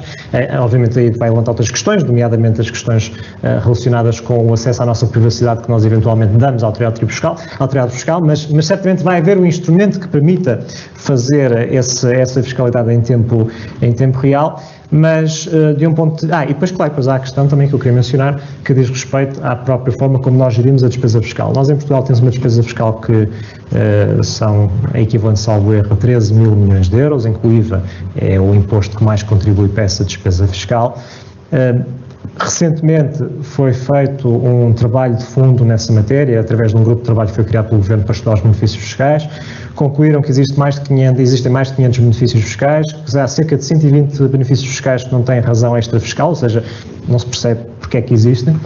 No entanto, eu não vejo, posso estar assim injusto, mas não vejo que este Orçamento de Estado tenha acolhido as recomendações de rever precisamente esses benefícios fiscais que aparentemente não têm razão de existir. Ricardo, e, portanto, deixe-me... Só para concluir. E isto quer dizer queria fazer uma pergunta sobre algo que disse na primeira intervenção. Pareceu-me um pouco crítica em relação às moratórias que foram prolongadas até ao próximo ano. Não acha que isso é uma medida que pode gerar confiança, por exemplo? Mas quais delas? Os moratórios fiscais ou as sobre os créditos da banca? As moratórias sobre os créditos da banca. Eu acho que essa moratória vai criar muitos problemas. Porquê? Porque quem vai utilizar a moratória, e aqui entramos num outro fenómeno que se chama de seleção adversa, quem vai entrar nessas moratórias são precisamente aquelas empresas que se calhar já estavam periclitantes na sua capacidade de reembolso dos créditos. E, portanto, eu estou surpreendido, verdadeiramente surpreendido, como é que o setor da banca encaixou esta moratória sem grande sentido crítico, porque de facto nós sabemos que existem, Olha, salvo erro, 35... Até estão a pedir, alguns dos bancos, não vou dizer qual, até estão a pedir a prorrogação. Certo. E depois, eu não compreendo, porque de facto, se nós estamos a falar de 35 a 40 mil milhões de euros que estão em moratória bancária neste momento, e se estamos a falar de um cenário em que o desemprego e as falências vão aumentar, significa isso que vai haver um problema a médio prazo no balanço dos bancos, como já houve no passado. Quem é que vai pagar essa fatura? Eu suspeito, é uma suspeição, que seremos todos nós novamente. Mas mais uma vez... Teremos mais os novos bancos por aí. Eventualmente. Mas em relação Aliás, o novo banco também é um bom assunto para falarmos aqui. São os outros. Mas em relação a este assunto, a minha crítica até é mais face aos bancos. Como é que não há uma crítica, ou certamente como é que não há uma análise mais profunda das ramificações que esta medida em particular vai ter? Porque não se vê. Pedro Ferraz da Costa, sobre a questão da moratória, está-se a adiar, está-se a criar um problema para o futuro? Isso é uma coisa que nós coletivamente gostamos de fazer, é adiar. E, portanto, nós ainda temos todos os zombies, ou as empresas zombies adiadas da última crise, que a certa altura dizia-se que representavam 10% do emprego em Portugal e que estavam pendurados nos bancos e, portanto, o mal não é ajudar, o mal é que isso normalmente contribui para que as pessoas não mudem nada, porque não é uma empresa que está ligada a uma máquina, que é a máquina bancária neste caso, que vai tomar decisões, reformular os seus quadros, as suas estratégias, o seu sistema produtivo. O que vai é trabalhar para ter mais um mês, e nós o que precisávamos era aproveitar um aspecto positivo da crise, que ninguém consegue decretar a não ser em crise, para nos livrarmos de várias coisas que temos que não são competitivas e que explicam muito da nossa baixa produtividade e de não crescermos praticamente desde o ano 2000. Tais como alguns exemplos? Alguns exemplos, quer nomes e moradas, ou que quer dizer, não, mas há muita empresa que tem uma viabilidade que não estão preparadas para o futuro. Nós sabemos isso, algumas nem estão preparadas para o futuro. Que mais valia deixar de falir? Com certeza que era mais barato, porque isso libertava oportunidades para outros. Mas esse é um ponto da... O Plano Mateus foi uma tentativa, não é? Não nos vai contar todos os problemas que houve com isso. Ninguém queria. Só vale a pena contar porque é que o nome é Mateus. Porque se corresse mal, já sabia... Quem era o portanto, eu não tive nenhum o nome foi dado por dois amigos meus que tinham cargos talvez mais difíceis que o meu, na opinião deles, e portanto... Mas o que vale a pena aqui chamar a atenção... Eu acabei a minha carreira de professor catedrático em 2015 e era responsável por todo o ensino de política económica na mais antiga Faculdade de Economia do país, com os problemas e as vantagens de ser a mais antiga faculdade. E o que eu gostava de chamar a atenção é que não há economia que não seja mista. Portanto, não há economia que não tenha mercado e Estado. Eu posso ter um Estado que privilegia políticas com alguma dimensão plurianual e alguma estabilidade, ou um Estado que privilegia a existência do Estado junto do mercado. E, portanto, verdadeiramente, eu não tenho política fiscal em Portugal há muitos anos. Tenho dois objetivos, que é o objetivo de arrecadar as receitas fiscais necessárias para cumprir com as responsabilidades constitucionais do Governo, numa situação de evolução económica e social que cada vez mais pede ao Estado que gaste dinheiro pelo envelhecimento da população, pelos problemas ambientais, podia multiplicar pelas necessidades de educação, enfim, portanto, temos essa realidade e, portanto, antes de termos política fiscal, nós temos que arrecadar impostos para cumprir isso. E depois o que se faz, com maior qualidade ou menor qualidade, é qual é o impacto social das formas que se definem ano a ano para arrecadar impostos. E é isso, às vezes as pessoas acham que isso é que é política fiscal, também não é. Eu dou-vos um exemplo das consequências disso, que é, onde é que Portugal ainda hoje gasta mais do ponto de vista de incentivos para o modelo de habitação. Qualquer pessoa, em qualquer A situação diz, bom, nós estamos a mudar de um paradigma de ocupante, proprietário, endividado, para um paradigma de reabilitação e arrendamento. Mas onde o Estado português ainda gasta mais dinheiro em incentivos, é nos incentivos à compra de habitação, com as políticas que definiu há 15, 20 anos. Permanecem porque as pessoas celebraram contratos, como os advogados sabem, celebraram contratos com durações que chegaram aos 40 anos. Portanto, nós muitas vezes montamos um animal, um corpo, uma coisa qualquer, uma forma, que vai adotando esta consequência plurianual. Boas notícias. Nós já tivemos a mesma proporção dos encargos com a dívida pública do que as despesas com saúde. Vamos, nos próximos anos, já estamos a ter e vamos ter menos encargos com a dívida pública, em termos de juros, do que gastamos com o Serviço de Saúde, até que também aumenta. Mas vamos ter alguma folga com aquilo que é a evolução das PPPs.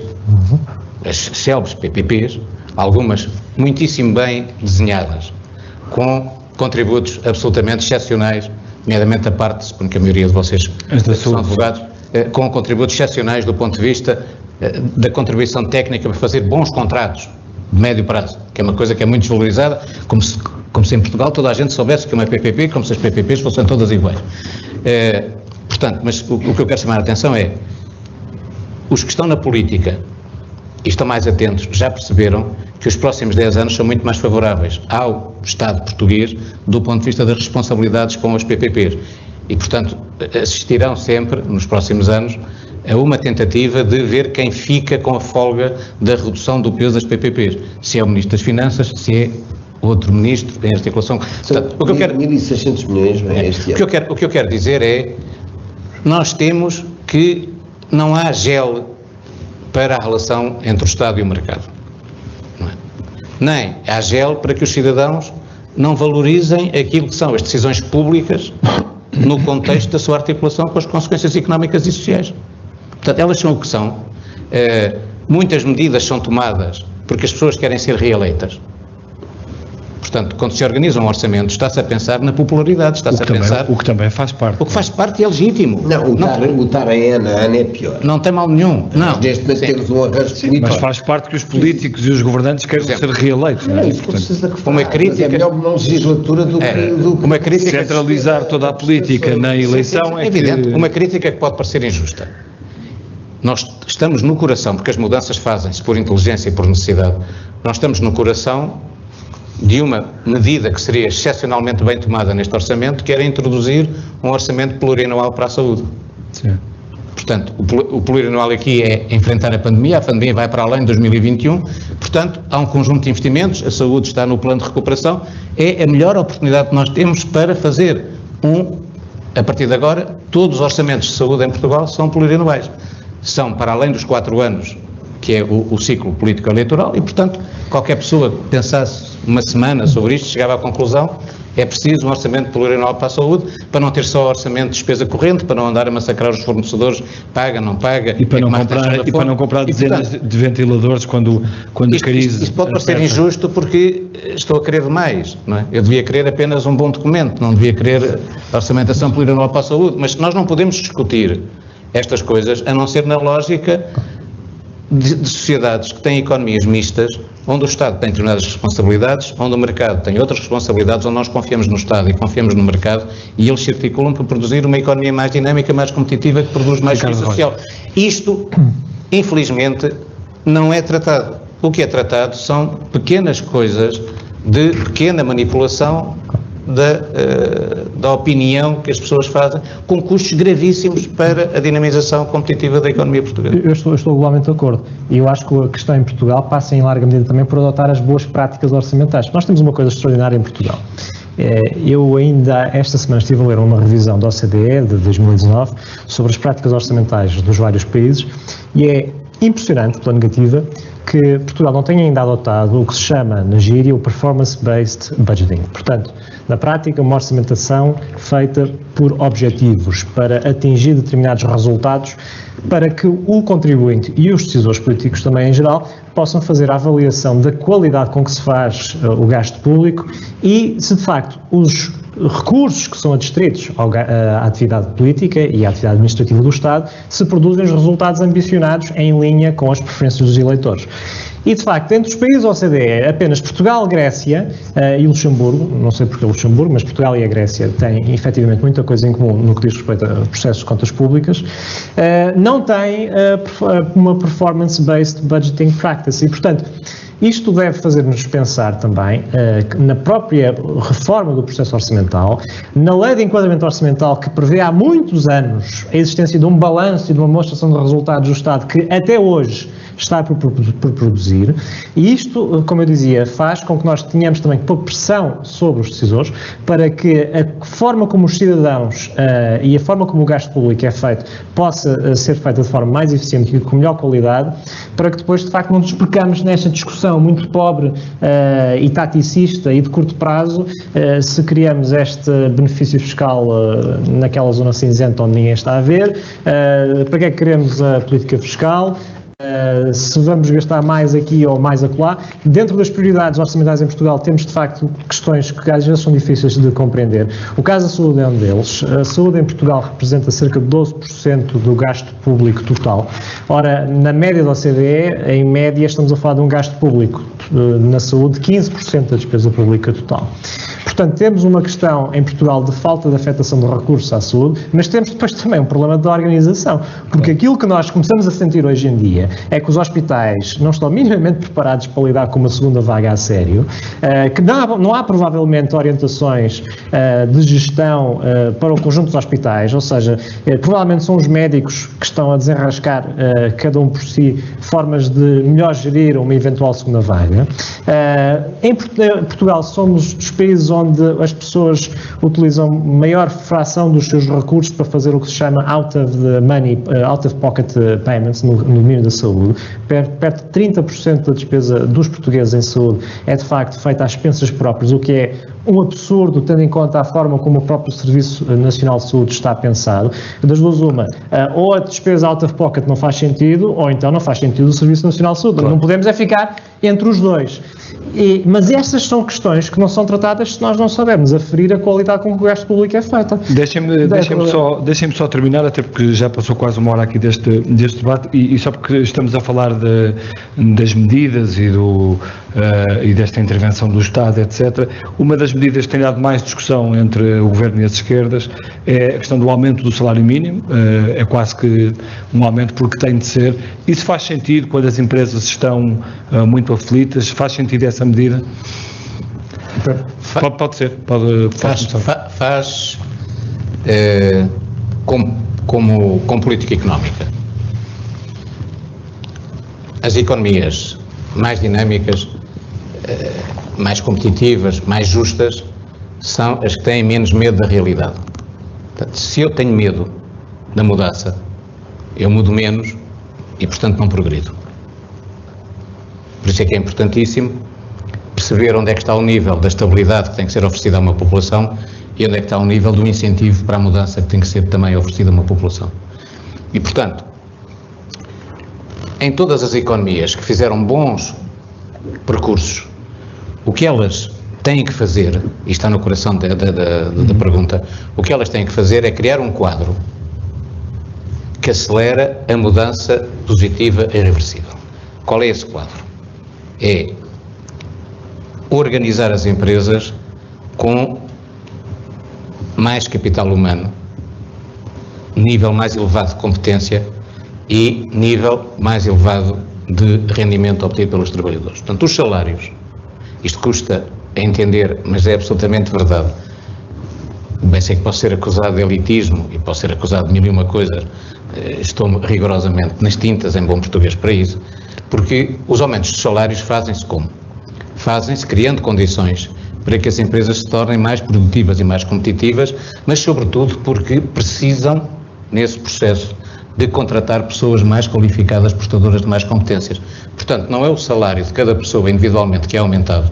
O que é aumentado é a capacidade daquela sociedade, daquela economia, de utilizar pessoas mais qualificadas, melhor remuneradas.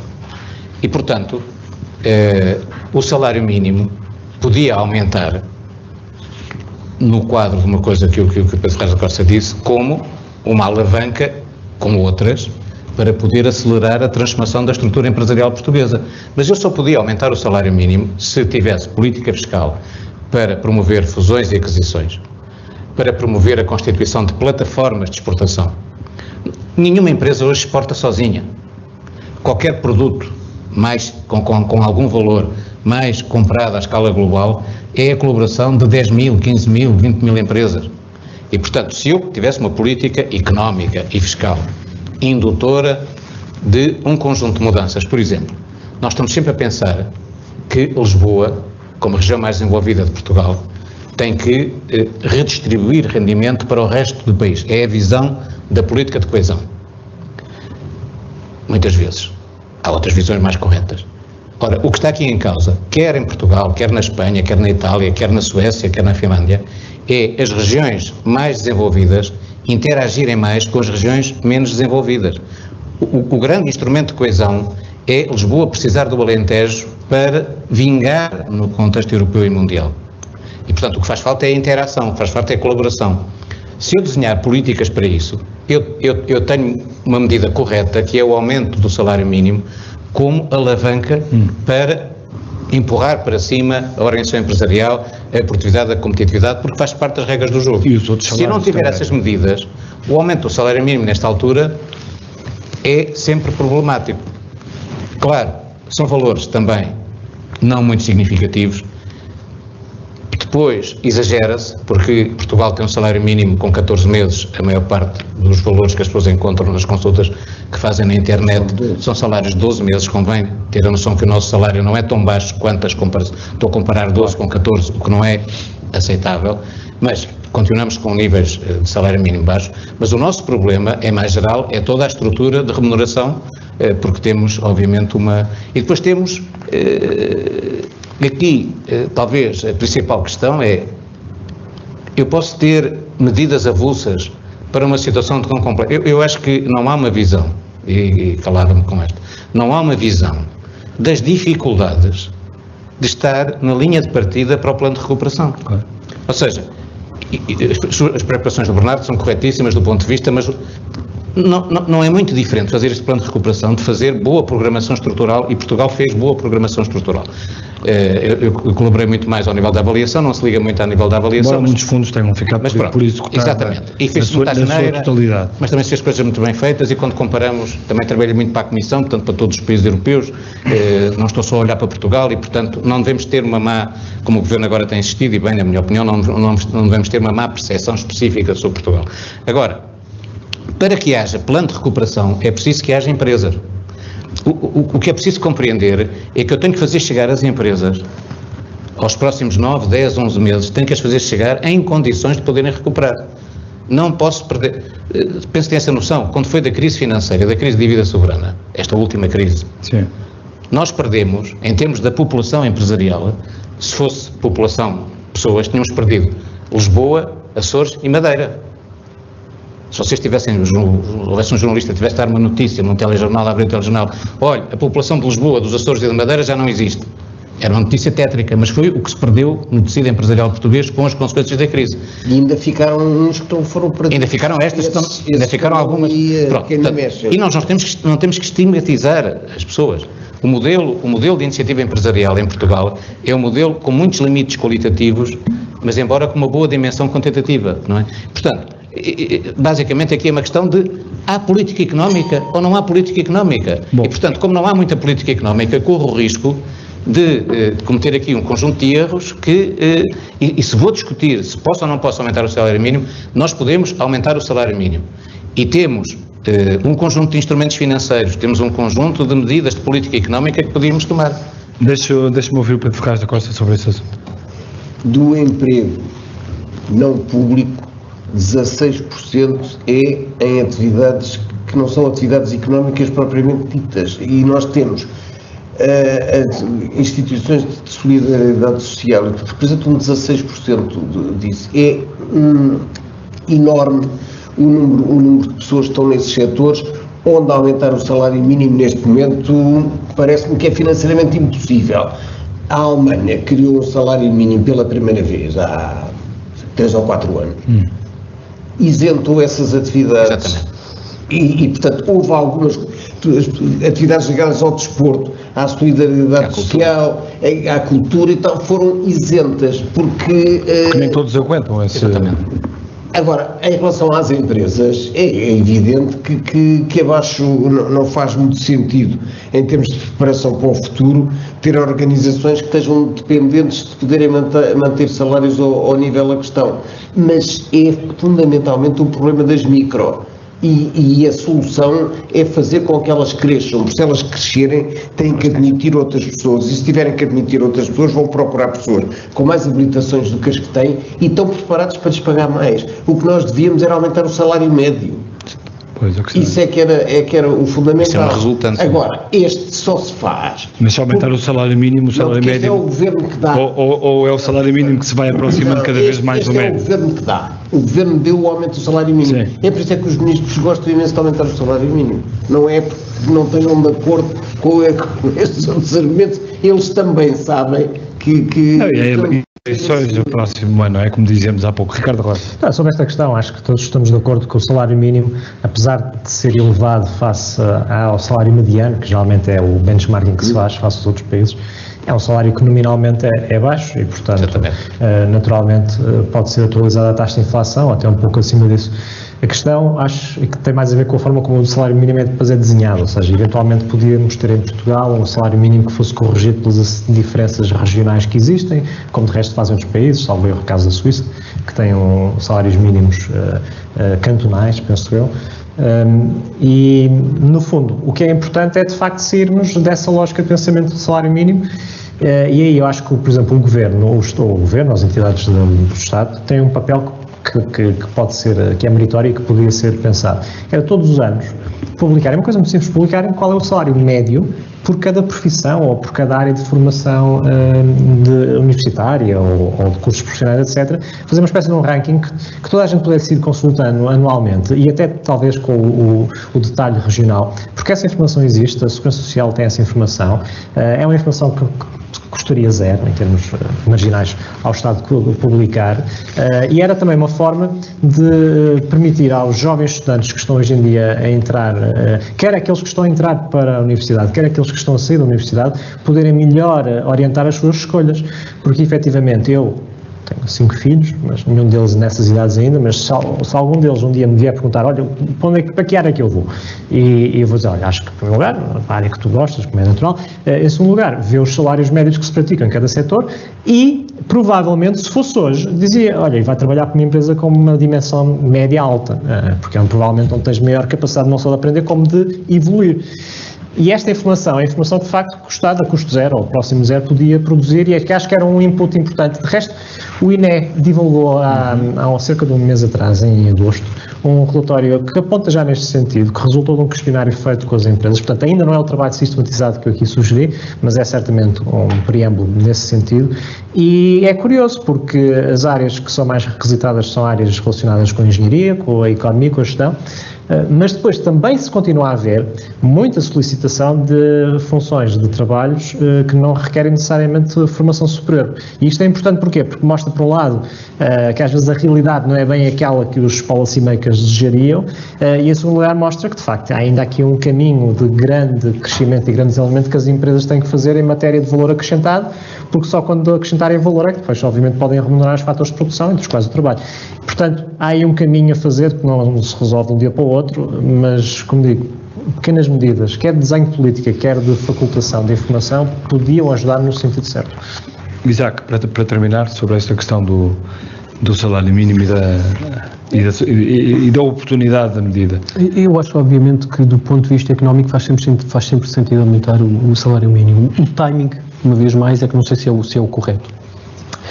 Eu acho que o objetivo do orçamento deveria ser ajudar as empresas a chegar ao fim da crise, pelo caminho deixar cair aquelas que não têm a solução, já não tinham antes da crise e continuarão a não ter, e isso existem muitas, é verdade, e já existiam na crise anterior. Tenho muitas dúvidas que a maioria dessas empresas tenha capacidade para suportar esse aumento neste momento e, portanto... Está a dizer a TAP, Pedro Ferraz da Costa. Sim, exato, é verdade, quer dizer, e na altura da Troika fez-se aquele... Mas a TAP foi agarrada pelo... O Chapter 11, que era o SPER, etc., esses SPER ajudaram a manter vivas muitas empresas, mas se calhar quando for feito, que era uma cópia do Chapter 11 dos Estados Unidos, que a Troika obrigou a fazer.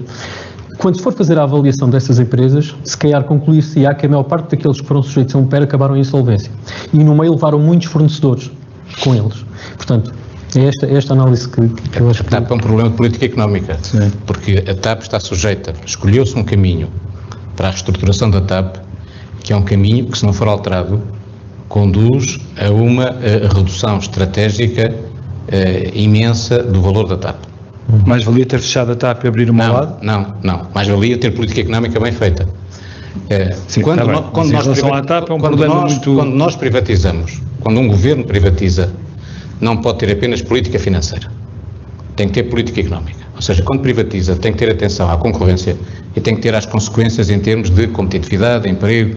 Por exemplo, quando se privatizou, para falar de outra coisa, quando se privatizou a tabaqueira, descobriu-se na altura que havia um chato que era responsável pela política de concorrência que não deixava privatizar a tabaqueira sem um conjunto de medidas de mitigação dos efeitos da privatização, uma vez que um dos concorrentes era o líder mundial, que era a Philip Morris. A Philip Morris pôde ganhar o concurso da privatização da tabaqueira em Portugal porque o Ministro da Economia decidiu que a tabaqueira, se a Philip Morris ganhasse, tinha que vender toda a operação comercial para não ter uma política de domínio do mercado. E, portanto, a TAP tem que ver com... Nós privatizamos a ANA sem nenhuma medida de política económica sobre as obrigações da ANA em matéria de desenvolvimento do sistema aeroportuário em Portugal, no sentido da coesão territorial, uma vez que temos regiões atlânticas, e sem, digamos, nada sobre a concatenação do sistema de aeroportos em termos da plataforma competitiva que tínhamos que criar. Obviamente, tivemos até há bem pouco tempo um conjunto de taxas fixadas na operação aeroportuária que são penalizadoras de quem funciona numa lógica de hub em relação a uma lógica de quem atua ponto a ponto. Portanto, eu podia multiplicar os exemplos, mas mais uma vez, isto não é a propósito de coragem ou de esperteza. Isto é a propósito de constituição, valores representativos do interesse nacional e bem comum. E isso requer políticas públicas e não habilidades públicas. Requer política económica, no caso que nos traz aqui, e não medidas avulsas. Isto pode parecer uma coisa muito bonita, muito esotérica, mas é o dia-a-dia dos países com sucesso. E é a negação disto, o dia-a-dia dos países sem sucesso. E, portanto, nós temos aqui muitos desafios e as preocupações que o Bernardo expressava do plano de recuperação são muito legítimas, mas em torno daquilo que é o coração dos investimentos. Um investimento é uma despesa que dá certo. E, portanto, a gestão, para além da transparência, para além da anticorrupção, a gestão do plano de recuperação tem que ser como é que nós selecionamos os investimentos que têm mais probabilidade de dar certo, que têm mais probabilidade de aumentar o emprego qualificado, têm mais probabilidade de aumentar a competitividade e reduzir aqueles aspectos negativos. Não será com hidrogênio. Não será com hidrogênio. Isso é uma longa discussão que não vamos... Sim, não é para aqui hoje, mas é importantíssimo.